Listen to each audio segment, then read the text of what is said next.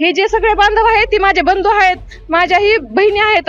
ह्यांना जर काय झालं, अगर केसाला जरी धक्का लागला ना, तर मग सरकारला आम्ही आमच्या भाषेतून उत्तर देऊ. तर तुम्ही तरुण वर्ग तर बर्बाद केलाच आहे, आता लाडक्या बहिणींना पण तुम्ही बर्बाद करणार आहे.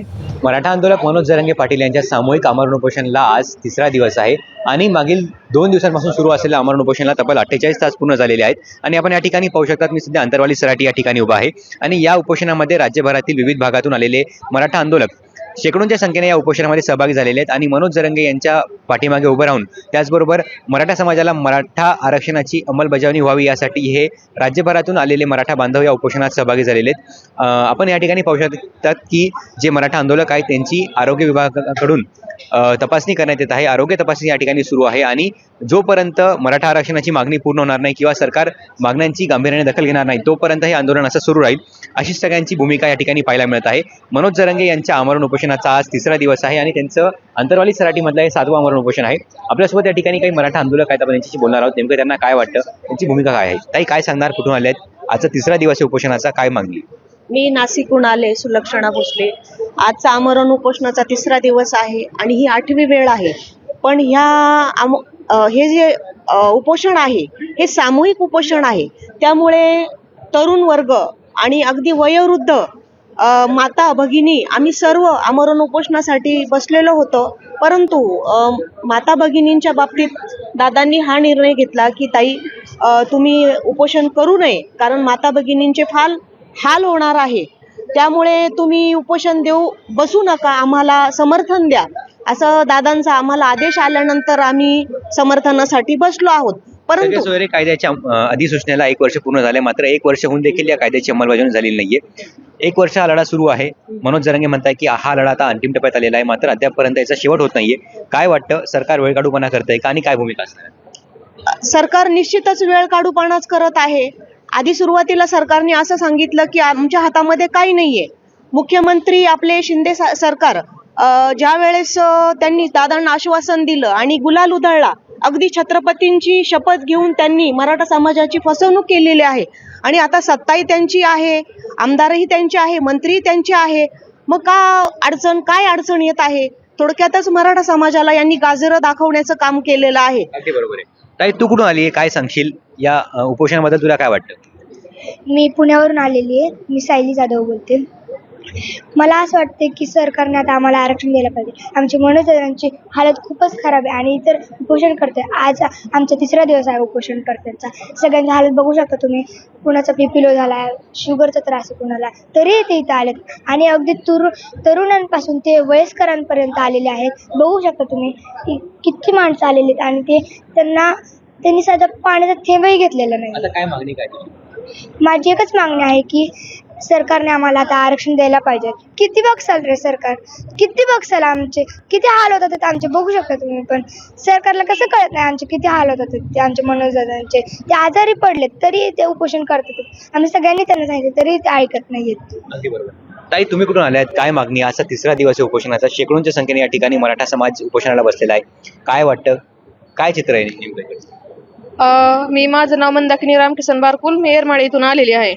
तर माझं ती प्रसाद लाड आहे ना, त्यांना सांगणं आहे की त्यांनी काय म्हणतात की नौटंकी चालू केली. तर ही नौटंकी जर तुला वाटत असेल तर इथं 70 वर्षाचे बाबा बसलेले आहेत उपोषणला.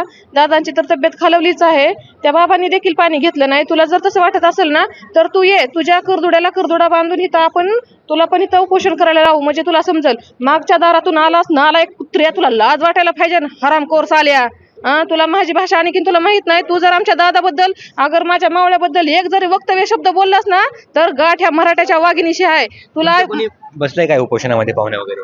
माझे पाहुणे ही सगळा समाज जे आहे ना तो माझा बांधवच आहे ना. आम्ही तसं ही करतच ना हो. ही जी सगळं आहे, आज मी माझ्या घरच्यांना सुद्धा देखील सांगून आले तर तुमची, नाही आले तर समाजाची. हे जे सगळे बांधव आहेत ते माझे बंधू आहेत, माझ्याही बहिणी आहेत. ह्यांना जर काय झालं, अगर केसाला जरी धक्का लागला ना तर मग सरकारला आम्ही आमच्या भाषेतून उत्तर देऊ. आम्ही 96 कुळी मराठा आणि आम्ही जर एकदा चिडलाव ना तर वाघिण्या लचक तोडायला कमी करणार नाव. वाघाच्या जबड्यात घालून हात मोजितो दात, ही मर्द मराठ्याची आमची जात आहे. ही फडणवीसनं लक्षात ठेवावी आणि ह्याचं प्रत्युत्तर तुला आम्ही नक्कीच देऊ. ह्याचं भान राहावं तुम्हाला. आता ह्या वयस्कर बाबा आहे तिथं, आज त्यांची तब्येत इतकी खालवली, त्यांना चक्कर यायला लागली. त्यांना ह्या 2-3 दिवसात काही पण होऊ शकतं, ही मी तुम्हाला शब्द सांगते. कारण की आम्ही सकाळी गेलो तर त्यांना चिडचिडपणा वाढला होता. आम्हाला तिने तिथं बसू सुद्धा देखील दिलं नाही, का एक बॉटलीचं टोपण पाणी देखील घेतलं नाही. कालपासून दादा पण उठले नाही, तर आज सकाळी फक्त उठून एक 5 ते 10 मिनिटं बसले होते. अरे हे काय तुम्ही खेळ लावलाय का? माकडाच्या हातात ककडी दिल्यासारखं तुम्हाला वाटायला लागलंय का? जसं आम्ही तुम्हाला सत्तेवर बसवलंय ना, तसं खाली पण उतरवायची आमच्यात ताकद आहे. हे कुत्रे जे भुंकतात ना, मागच्या दारातून गेलेले आहेत. नाहीतर ह्या सरकारमध्ये आहेच काय हो, जे ती लाचारी, पैसे मागच्या दारातून, म्हणजे ज्यांनी काय काय म्हणजे केलेलं आहे, उद्योग केलेला आहे, पैसा लुबाडून घेतलेला आहे, ते नेते त्याच्यात जाऊन मिसळलेले आहेत. का तर त्यांच्यात जर नाही ना मिसळलं तर लगेच ती प्रकरण उघडं करतंय कोण? फडणवीस. त्याच्यामुळे सगळे नेते त्यांच्याकडे गेलेले आहेत आणि त्यांच्यावर पूर्ण. मग मला आणखीन हे असं सांगायचं की आमच्या बांधवावर तुम्ही गुन्हे दाखल केले. अगदी अगदी बरोबर. आपण या ठिकाणी पाहू शकतो की या माऊलींचा जो आक्रोश आहे तो पाहायला मिळत आहे आणि आक्रमक झाले आहेत त्या, कारण समाज जो आहे तो या ठिकाणी उपोषणाला बसलेला आहे. दादा काय वाटतं तुम्हाला? माझं नाव हर्षल तापेकर, मी मूळ पुण्यावरून आलेलो आहे. आज मला असं वाटतंय की आज एवढा समाज आहे पण यांनी आरक्षण द्यायचं कारण का नाही? आरक्षण द्यायला पाहिजे पण ते देईना. तर आरक्षण ही सगळ्याच यांची आहे. जसं डॉक्टर बाबासाहेब आंबेडकरांनी सांगितलं होतं की मराठ्यांना आरक्षण देण्यात यावं, पण सरकारने अजूनही त्याची दखल घेतलेली नाही आहे. तर का त्यांनी अजून दखल घेतलेली नाही आहे आणि का त्यांना वेगळं वाटलं जातं? जरी ठीक आहे कोणी काही आरक्षणापर्यंत जाऊ नाही शकलं असेल, पण तुम्ही आहे ना, तुम्ही जर आहे तर तुम्ही करा, तशी कृती करा, तर लोक तुम्हाला तुमच्यावर गुलाल उधळतील. जर तसं केलं नाही तर तुम्ही तरुण वर्ग तर बर्बाद केलाच आहे, आता लाडक्या बहिणींना पण तुम्ही बर्बाद करणार आहे असं मला वाटतं. दादा तुम्ही कुठून आलेत? काय वाटतं तुम्हाला? काय भूमिका आहे तुमची? काय मागणी? गाव तालुका अंबड. मी इसराडवंदर रहिवासी आहे आणि प्रॉपर म्हणजे ह्या जिल्ह्यातला आहे आणि ह्या तालुक्यातला व्यक्ती आहे. आणि मी दादाला सपोर्ट करण्यासाठी दादा मागं कमीत कमी 18 महिन्यापासून मी दादासोबत असतो.